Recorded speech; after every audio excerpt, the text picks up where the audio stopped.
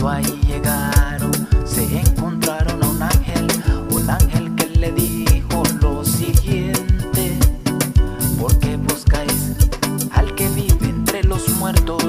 Él no está aquí, resucitó. Recuerden que él lo dijo cuando estaba entre vosotros. Vayan y díganle a sus discípulos. Él no está en la tumba, ¿dónde está? Él está en mi corazón. Él no está en la tumba, ¿dónde está? Él está en mi corazón. Él no está en la tumba, ¿dónde está? Él está en mi corazón. Él no está en la tumba, ¿dónde está? Él está en mi corazón.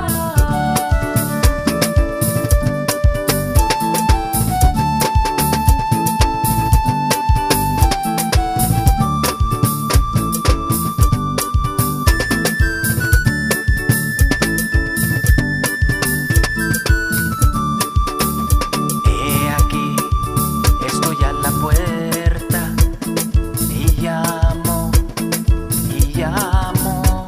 He aquí, estoy a la puerta y llamo, dice Jesús.